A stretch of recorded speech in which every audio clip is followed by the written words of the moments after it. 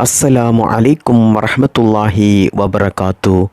പ്രിയമുള്ള സ്നേഹം നിറഞ്ഞ മുഅ്മിനീങ്ങളെ, ഇന്നത്തെ ക്ലാസ്സിൽ ഞാൻ നിങ്ങളുമായി ഷെയർ ചെയ്യുന്നത്, ഞാൻ ഈ പറഞ്ഞു തരുന്ന ഈ മഹാൻ്റെ പേരിൽ ഒരു സൂറത്തുൽ ഫാത്തിഹ നിങ്ങൾ നേർച്ചയാക്കി ഓതിയാൽ തന്നെ ഇൻഷാ അല്ലാഹ് ഉറപ്പാണ് നിങ്ങൾ എന്ത് ഉദ്ദേശം വെച്ചിട്ടാണോ ആ സൂറത്തുൽ ഫാത്തിഹ നേർച്ചയാക്കി ഓതിയത് അത് നിറവേറിക്കിട്ടുമെന്നുള്ള കാര്യത്തിൽ യാതൊരു സംശയമില്ല. കാരണം ഈ മഹാൻ്റെ അടുത്ത് പോയി സിയാറത്ത് ചെയ്ത് തിരിച്ചു വന്നവർക്കൊന്നും അവരുടെ ആഗ്രഹങ്ങൾ, അവരുടെ ഉദ്ദേശങ്ങൾ, അവർ എന്ത് ലക്ഷ്യം വെച്ചിട്ടാണോ, എന്ത് ഉദ്ദേശം വെച്ചിട്ടാണോ ആ മഖാമിൽ പോയി സിയാറത്ത് ചെയ്തത് അത് നടക്കാതെ വന്നിട്ടില്ല. അതുപോലെ തന്നെ പ്രിയപ്പെട്ട മുഅ്മിനീങ്ങളെ, ഈ മഹാൻ്റെ പേരിൽ ഫാത്തിഹ നേർച്ച വെച്ച് ഓതിയവർക്കൊക്കെ അവരുടെ ആഗ്രഹങ്ങൾ നിറവേറിക്കിട്ടിട്ടുണ്ട്, അവരുടെ മുറാദുകൾ ഹാസിലായി കിട്ടിയിട്ടുണ്ട്, അവരുടെ പല പ്രശ്നങ്ങൾക്കും പരിഹാരമായിട്ടുണ്ട്. അതുകൊണ്ട് പ്രിയപ്പെട്ട മുഅ്മിനീങ്ങളെ, ഈ മഹാൻ്റെ പേരിൽ നിങ്ങൾ ഫാത്തിഹ നേർച്ച വെച്ച് ഓതുക.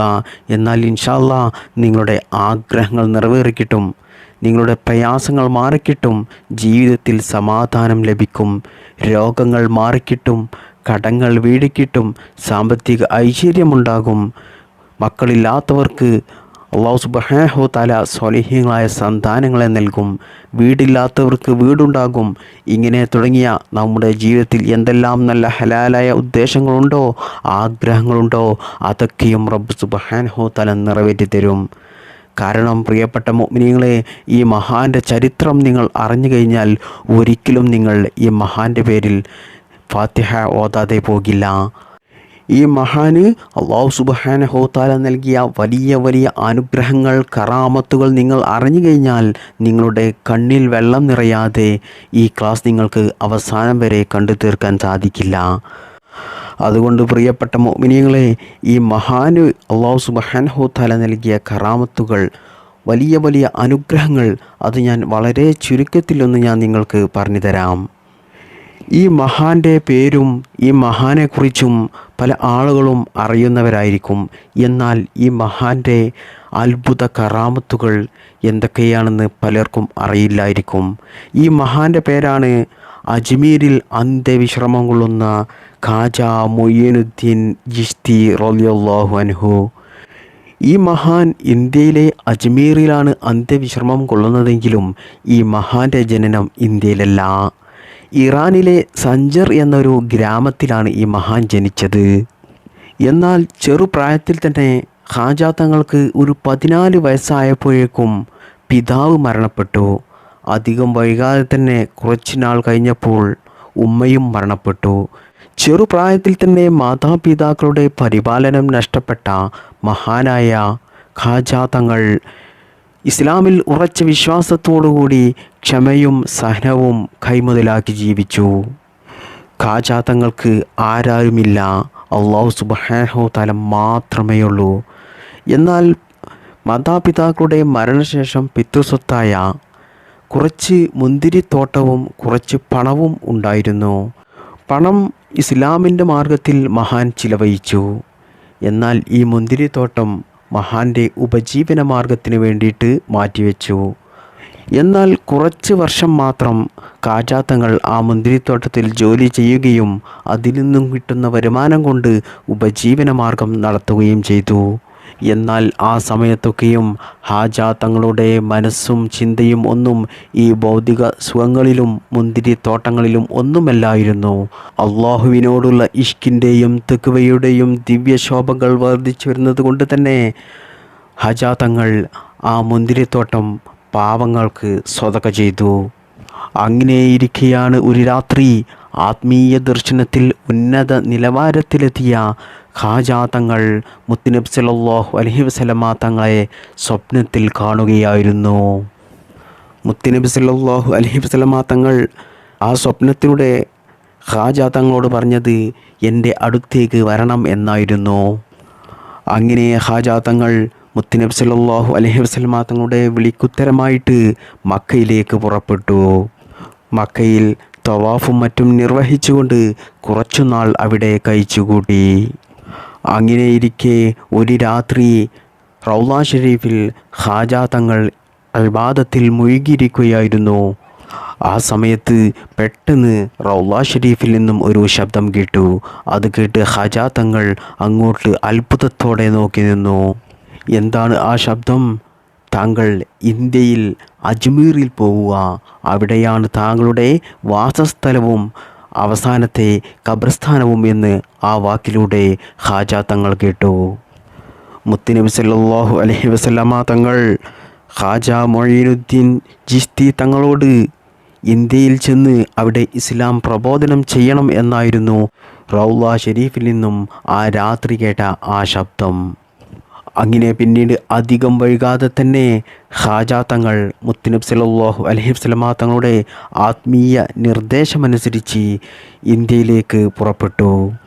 അങ്ങനെയാണ് പ്രിയപ്പെട്ട മുഅ്മിനീങ്ങളെ ഇറാനിൽ നിന്നും ഖാജ തങ്ങൾ ഈ ഇന്ത്യയിൽ എത്തിച്ചേരുന്നത്. ഇസ്ലാം പ്രബോധനത്തിനായി ഖാജ തങ്ങളും ശിഷ്യന്മാരും ഇന്ത്യയിൽ എത്തിച്ചേർന്നത് ആദ്യമായി ഡൽഹിയിലായിരുന്നു. ആ സമയത്ത് ഡൽഹിയിൽ പൃഥ്വിരാജ് എന്ന ഒരു ഭരണാധികാരിയായിരുന്നു, ഒരു രാജാവായിരുന്നു ഭരിച്ചിരുന്നത്.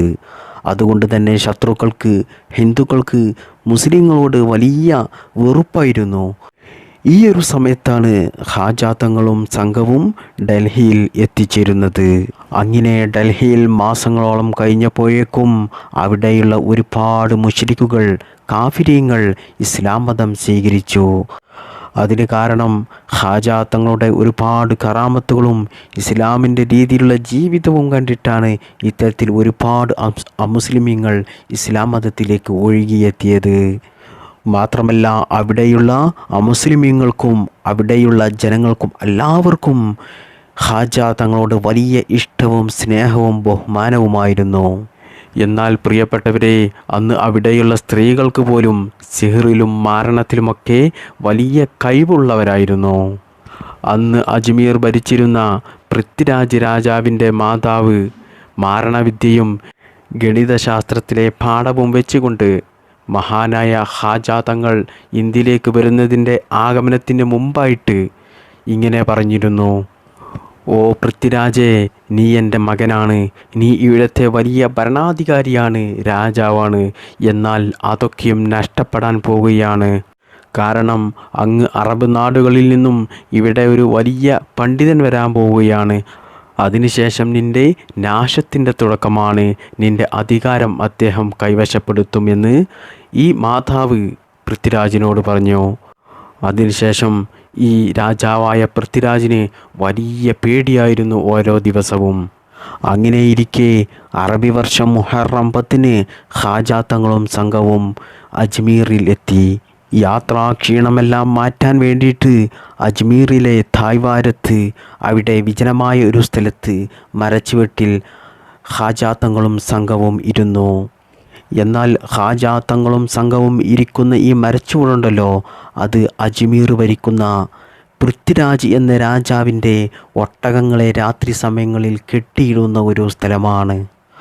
അതുകൊണ്ട് തന്നെ ഒട്ടകങ്ങളെ മേക്കുന്ന പാലകർക്ക് ഖാജ തങ്ങളുടെ ഈ ഇരുത്തം ഒരിക്കലും ഇഷ്ടപ്പെട്ടില്ല. അവർക്ക് വലിയ ദേഷ്യം വന്നു. അവർ പിന്നീട് ദേഷ്യത്തോടു കൂടി അസഭ്യങ്ങളും പറ്റി ചീത്ത വിളികളുമെല്ലാം പറഞ്ഞുകൊണ്ട് ഖാജ തങ്ങളോടും സംഘത്തിനോടും അവിടെ നിന്ന് എണീറ്റ് പോകാൻ വേണ്ടി കൽപ്പിച്ചു.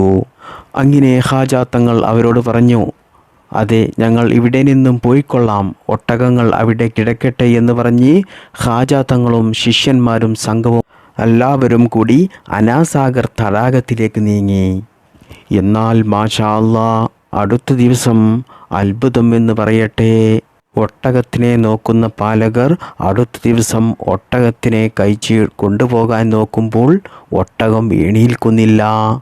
ഒരുപാട് അടവുകളും ഒട്ടകം എണീൽക്കാൻ വേണ്ടിയിട്ട് ഒട്ടകപ്പാലകർ നോക്കിയിട്ടും ഒട്ടകം എണീൽക്കുന്നില്ല. അങ്ങനെ ഒട്ടകപ്പാലകർ രാജാവായ പൃഥ്വിരാജിനെ ഈ വിവരം അറിയിച്ചു.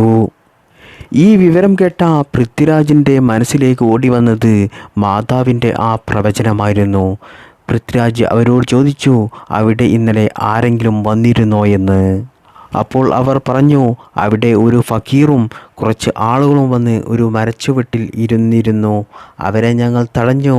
പിന്നീട് അവർ അനാസാഗർ തടാകത്തിലേക്ക് പോയി.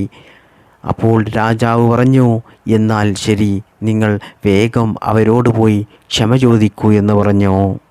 അങ്ങനെ ആ ഒട്ടകപ്പാലകർ ഹാജ തങ്ങളുടെ അരികിൽ വന്ന് കാലിൽ വീണ് ക്ഷമ ചോദിച്ചു. അപ്പോൾ ഹാജ തങ്ങൾ പറഞ്ഞു, നിങ്ങൾ പോയിക്കോളൂ, അള്ളാഹുവിൻ്റെ തൗഫീഖുണ്ടെങ്കിൽ ആ ഒട്ടകങ്ങൾ എണീൽക്കും എന്ന് പറഞ്ഞു. അങ്ങനെ അവർ ചെന്ന് നോക്കുമ്പോൾ ഒട്ടകങ്ങളെല്ലാം എണീറ്റ് നിൽക്കുകയാണ്. അത് കണ്ട ഒട്ടകപ്പാലകരെല്ലാം അത്ഭുതപ്പെട്ടു പോയി. അതിൽ ചില ആളുകളൊക്കെ ഹാജ തങ്ങളുടെ ഈ കറാമത്തുകൾ കണ്ട് പരിശുദ്ധ ഇസ്ലാമിലേക്ക് കടന്നു വരികയും ചെയ്തു. മാത്രമല്ല, ഹാജ തങ്ങളും സംഘവും പിന്നീട് താമസം മാറ്റിയത് അനാസാഗർ തടാകത്തിലേക്കാണ്. ആ തടാകത്തിൻ്റെ ചുറ്റും ഒരുപാട് ക്ഷേത്രങ്ങളാണുള്ളത്. ആ ക്ഷേത്രത്തിലൊക്കെ ഒരുപാട് പൂജാരികളുണ്ട്. ആ പൂജാരികളൊക്കെ നിർത്തിയത് ഈ പൃഥ്വിരാജ് എന്ന ഈ രാജാവാണ്. മാത്രമല്ല, ഈ തടാകത്തിലേക്ക് മുസ്ലിമായിട്ടുള്ള ആളുകൾക്ക് പ്രവേശനമില്ല. മുസ്ലിമീങ്ങളായിട്ടുള്ള ആളുകൾ ആ തടാകത്തിൽ ഇറങ്ങിയാൽ ആ തടാകത്തിൻ്റെ പരിശുദ്ധി നഷ്ടപ്പെടും എന്നാണ് അവരുടെ വിശ്വാസം. എന്നാൽ ആ തടാകത്തിനടുത്താണ് ഹാജ തങ്ങളും സംഘവും താമസിക്കുന്നത്. എന്നാൽ അവരെ അവിടെ നിന്നും ഒഴിഞ്ഞു പോകാൻ പറയാൻ ഈ പൃഥ്വിരാജ് എന്ന രാജാവിന് ധൈര്യവുമില്ല. അങ്ങനെ അവസാനം അനാസാഗർ തടാകത്തിൽ നിന്നും ഹാജ തങ്ങളെയും സംഘത്തെയും ഒഴിപ്പിക്കാൻ വേണ്ടിയിട്ട് അവർ ഒരു പോംവഴി കണ്ടെത്തിയത് മന്ത്രവും മാരണവുമാണ്. അങ്ങനെ അതിനു വേണ്ടിയിട്ട് രാജാവായ പൃഥ്വിരാജ് അന്നത്തെ കാലത്ത് മാരണകലയിലും മന്ത്രവാദത്തിലും വലിയ കഴിവുള്ളവനായ ഒരുത്തനെ അതിനു വേണ്ടിയിട്ട് കൊണ്ടുവന്നു. അവൻ്റെ പേര് അജയ്പാൽ എന്നായിരുന്നു. അജയ്പാൽ എന്ന ആ മനുഷ്യൻ രാജാവിനോട് പറഞ്ഞു, നിങ്ങൾ പറഞ്ഞതുപോലെ എല്ലാം ഞാൻ ചെയ്തോളാം. അത് കേട്ട പൃഥ്വിരാജ് എന്ന രാജാവിന് വലിയ സന്തോഷമായി. പിന്നീട് ഹാജ തങ്ങളെയും സംഘത്തെയും ഒഴിപ്പിക്കാൻ വേണ്ടിയിട്ട് ഈ അജയ്പാൽ മന്ത്രവാദിയും സംഘവും അവിടേക്ക് പുറപ്പെട്ടു. ഹാജ തങ്ങളും ശിഷ്യന്മാരും അവർക്ക് വുളൂ ചെയ്യാനും കുളിക്കാനും കുടിക്കാനും അവർക്ക് ഭക്ഷണം പാകം ചെയ്യാനും വസ്ത്രം അലക്കാനും എല്ലാത്തിനും വെള്ളം എടുത്തിരുന്നത് ഈ അനാസാഗർ തടാകത്തിൽ നിന്നായിരുന്നു. എന്നാൽ ഇതൊന്നും ക്ഷേത്രത്തിലെ പൂജാരികൾക്കും അവിടെയുള്ള കമ്മിറ്റികൾക്കും ആർക്കും തന്നെ ഇഷ്ടപ്പെട്ടിരുന്നില്ല.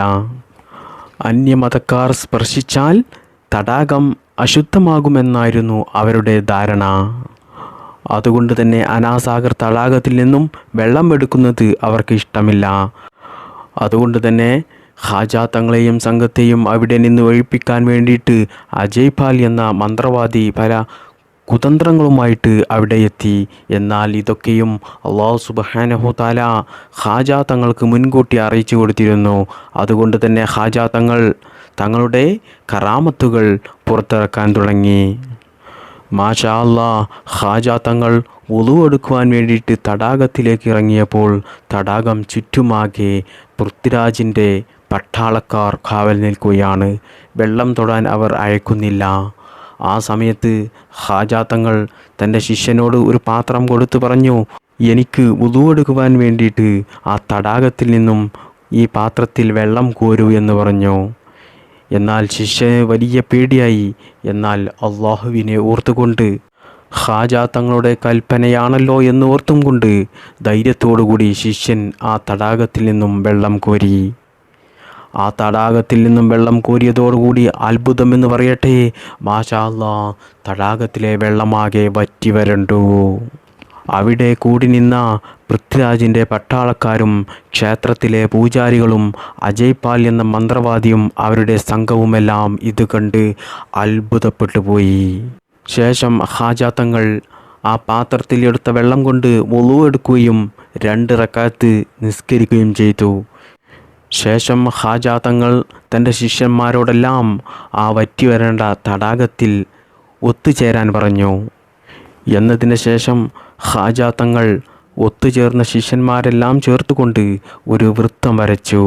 എന്നിട്ട് ഹാജ തങ്ങൾ പറഞ്ഞു, നമ്മെ ആർക്കും തന്നെ ആക്രമിക്കാൻ സാധിക്കില്ല, നമ്മുടെ കൂടെ റബ്ബുണ്ട്, ആരും പേടിക്കണ്ട എന്ന് പറഞ്ഞു. കാരണം ആയിരക്കണക്കിന് എണ്ണം വരുന്ന പൃഥ്വിരാജിൻ്റെ പട്ടാളക്കാരാണ് ആയുധവുമായിട്ട് ചുറ്റും നിൽക്കുന്നത്.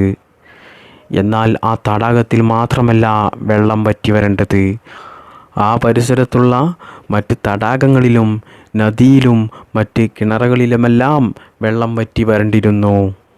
അങ്ങനെ അജയ്പാലും മറ്റ് സംഘവും പൂജാരികളും പൃഥ്വിരാജിൻ്റെ പട്ടാളക്കാരും എല്ലാവരും ഒരു തുള്ളി വെള്ളം കുടിക്കാൻ കിട്ടാതെ ദാഹിച്ച് വരണ്ടു വന്നപ്പോൾ സഹികെട്ട് അവസാനം അജയ്പാൽ എന്ന മന്ത്രവാദി ഖാജ തങ്ങളുടെ കാലിൽ വീണ് മാപ്പപേക്ഷിക്കുകയും ചെയ്തു.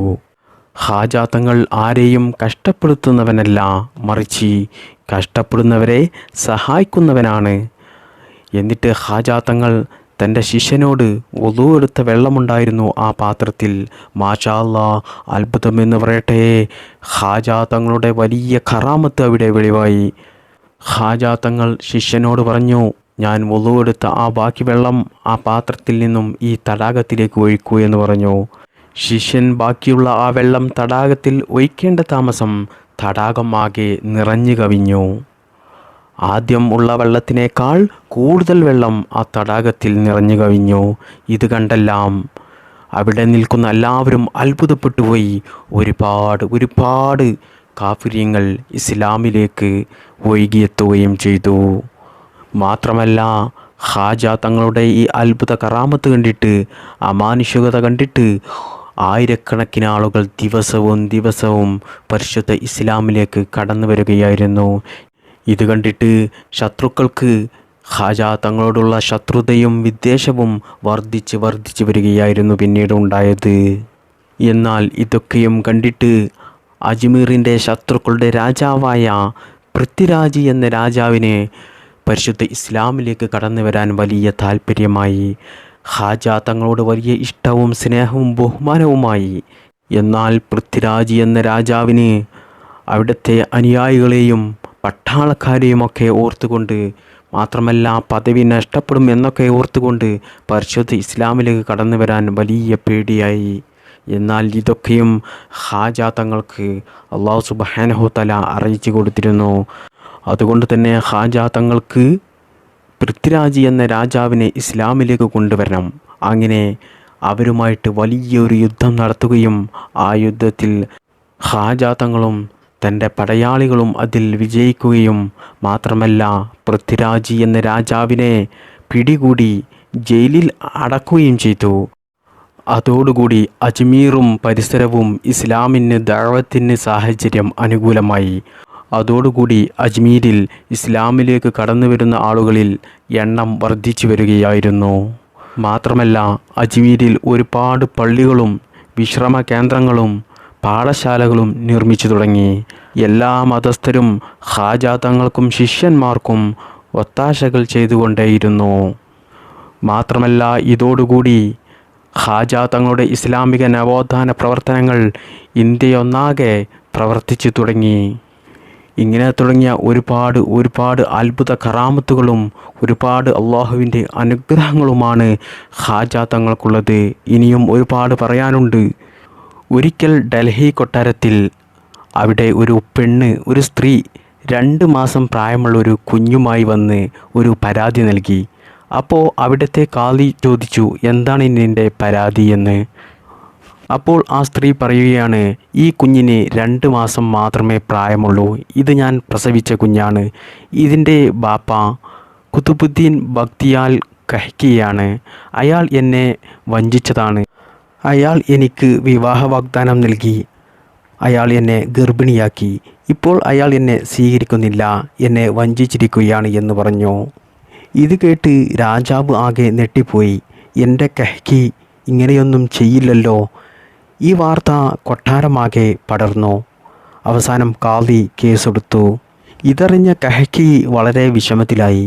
അള്ളാഹുവിനെ വിളിച്ചുകൊണ്ട് പ്രാർത്ഥിച്ചു, അള്ളാഹുവേ, ഇത് എന്ത് പരീക്ഷണമാണ് റബ്ബേ, എന്നെ നീ ഇതിൽ നിന്നും രക്ഷപ്പെടുത്തണേ അല്ലാ. ഇത്തരത്തിലുള്ള ഒരു തെറ്റ് ഞാൻ ചെയ്തിട്ടില്ല അല്ലാ എന്ന് പറഞ്ഞുകൊണ്ട് കഹ്കി ദുആ ചെയ്തു. ഈ സമയത്താണ് അല്ലാഹു സുബ്ഹാനഹു തആല കഹ്കിയുടെ മനസ്സിൽ ഖാജ തങ്ങൾക്ക് ഈ വിവരം അറിയിക്കണമെന്ന് ഓർമ്മപ്പെടുത്തിയത്. അങ്ങനെ ഖാജ തങ്ങളോട് ഈ വിവരം കഹ്കി അറിയിച്ചു. അപ്പോൾ ഖാജ തങ്ങൾ പറഞ്ഞു, നീ വിഷമിക്കേണ്ട, ഞാൻ അങ്ങോട്ട് വരാം, എല്ലാത്തിനും പരിഹാരമുണ്ടാകും, എല്ലാം റബ്ബ് സുബ്ഹാനഹു തആല കാണുന്നുണ്ട് എന്ന് പറഞ്ഞു. അപ്പോൾ കഹ്കിക്ക് വളരെ സമാധാനമായി. അങ്ങനെ കേസിൻ്റെ ദിവസം ഈ കേസ് വാദിക്കാൻ വേണ്ടിയിട്ട് ഖാജ തങ്ങൾ കോടതിയിലെത്തിയപ്പോൾ ഖാജ തങ്ങളെ കാണാൻ വേണ്ടിയിട്ട് ഒരുപാട് ജനങ്ങൾ തടിച്ചു കൂടിയിരുന്നു. അങ്ങനെ ഖാജ തങ്ങൾ കാളിയോട് പറഞ്ഞു, കഹ്കിയ എനിക്ക് പരിചയമുള്ള ആളാണ്, എനിക്ക് കുട്ടിക്കാലം മുതലേ പരിചയമുള്ള ആളാണ്. ഈ ഡൽഹിയിലും മറ്റും പരിസരത്തും ഒരുപാട് മുസ്ലിമീങ്ങൾ ഉണ്ടാകാൻ കാരണം തന്നെ ഈ കഹ്കയാണ്. അള്ളാഹുവിൻ്റെ മാർഗത്തിൽ ജീവിക്കുന്ന ഒരു അടിമയാണ്. പിന്നെ എങ്ങനെയാണ് നിങ്ങൾക്ക് ഇത്തരത്തിലുള്ള നീച അപവാദം പ്രചരിപ്പിക്കാൻ സാധിച്ചു? ഇത് പ്രചരിപ്പിച്ചവരുടെ മരണം എത്ര നീചമായിരിക്കും, പരലോകത്ത് എത്ര വലിയ കടുത്ത ശിക്ഷയായിരിക്കും അള്ളാഹു സുബ്ഹാനഹു തആല അവർക്ക് നൽകുക എന്നൊക്കെ ഖാജ തങ്ങൾ കോടതിയിൽ നിന്നും കാളിയോട് പറഞ്ഞു. ഇത് കേട്ട കാളിയുടെ മുഖം ചുവന്നു. ഇത് കോടതിയാണ്, ഇത് ഉപദേശം നൽകാനുള്ള സ്ഥലമല്ല എന്നതിന് ശേഷം കാളി പറഞ്ഞു, തെളിവുകൾ ഹാജരാക്കണം, അല്ലെങ്കിൽ ശിക്ഷ ഏറ്റുവാങ്ങണം എന്ന് പറഞ്ഞു. ഇത് കേട്ട ജനങ്ങളെല്ലാം നെടുങ്ങിപ്പോയി. ആ സമയം ഖാജ തങ്ങൾ പറഞ്ഞു കാളിയോട്, തെളിവുകൾ എല്ലാം തരാമെന്ന് പറഞ്ഞു. അപ്പോൾ എന്താണ് നിങ്ങളുടെ തെളിവ്, അത് ഇവിടെ കാണിക്കൂ എന്ന് പറഞ്ഞു. ആ സമയം ഖാജ തങ്ങൾ പറഞ്ഞു, കുഞ്ഞിൻ്റെ വാക്കാണ് തെളിവ്. കുഞ്ഞിനോട് ചോദിച്ചു നോക്കുക ആരാണ് കുഞ്ഞിൻ്റെ ബാപ്പ എന്നുള്ളത്. അപ്പോൾ കാളി ചോദിച്ചു, 2 മാസം പ്രായമുള്ള കുഞ്ഞ് സംസാരിക്കുമോ എന്നുള്ളത്. അപ്പോൾ ഖാജ തങ്ങൾ പറഞ്ഞു, അതെ, നിങ്ങൾ ചോദിച്ചു നോക്കൂ കുഞ്ഞിനോട് ആരാണ് കുഞ്ഞേ നിൻ്റെ ബാപ്പ എന്നുള്ളത്. എന്നാൽ വീണ്ടും കാളി പറഞ്ഞു, 2 മാസം പ്രായമുള്ള കുഞ്ഞ് സംസാരിക്കുമോ? എന്നാൽ നിങ്ങൾ പറഞ്ഞതല്ലേ ഞാൻ ചോദിച്ചു നോക്കാം എന്ന് കാളി പറഞ്ഞു. കാളി കുഞ്ഞിനോട് ചോദിച്ചു, കുഞ്ഞേ നിൻ്റെ ബാപ്പ ആരാ? അങ്ങനെ 2-3 പ്രാവശ്യവും ചോദിച്ചു. എന്നിട്ടൊന്നും കുഞ്ഞിൻ്റെ അടുത്ത് നിന്ന് ഒരു സംസാരമോ ഒരു മറുപടിയോ ഒന്നും തന്നെ കിട്ടുന്നില്ല. ഇത് കണ്ടുകൊണ്ടിരിക്കുന്ന വിമർശകർ പരിഹാസച്ചിരി തുടങ്ങി. അങ്ങനെ കാളി ഖാജ തങ്ങളെ നോക്കി പരിഹസിച്ചുകൊണ്ട് ഒരു ചിരി ചിരിച്ചു. ആ സമയത്ത് ഖാജ തങ്ങൾ പറഞ്ഞു, ഞാൻ ഒന്ന് ചോദിച്ചു നോക്കട്ടെ, സർവശക്തനായ അള്ളാഹുവിൻ്റെ അനുമതി ഉണ്ടെങ്കിൽ കുഞ്ഞ് സംസാരിക്കും എന്ന് പറഞ്ഞു.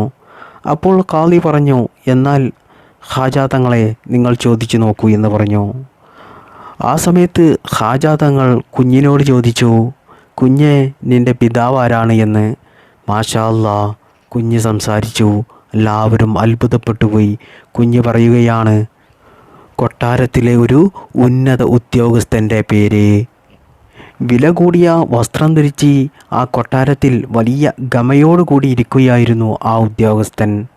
എന്നാൽ ആളുകളെല്ലാം ആ ഉദ്യോഗസ്ഥനെ നോക്കുകയും പിന്നീട് ആ ഉദ്യോഗസ്ഥൻ ബോധം കെട്ടു വീഴുകയും ചെയ്തു.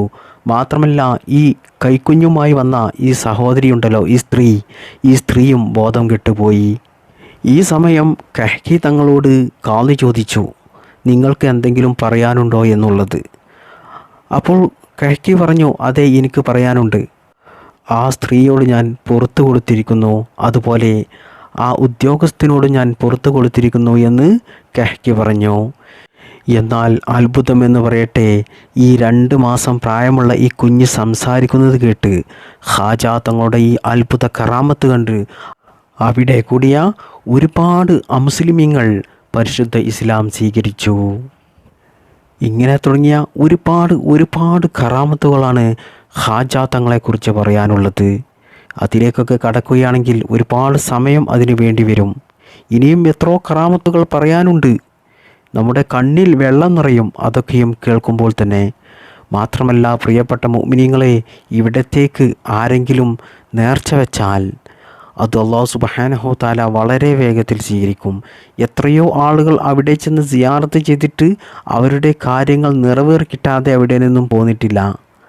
ആഗ്രഹങ്ങൾ നടന്നു കിട്ടിയിട്ടുണ്ട്, പ്രയാസങ്ങൾ മാറി കിട്ടിയിട്ടുണ്ട്. അതുപോലെ തന്നെ അവിടേക്ക് എന്തെങ്കിലും നമ്മൾ നേർച്ച വെച്ചാൽ സൂറത്തുൽ ഫാത്തിഹയൊക്കെ ഓതിക്കൊണ്ട് നമ്മൾ അവിടത്തേക്ക് നേർച്ച വെച്ച് ഓതിക്കഴിഞ്ഞാൽ നമ്മുടെ ദുആ റബ്ബ് സുബ്ഹാനഹു തആല വളരെ വേഗത്തിൽ സ്വീകരിക്കും.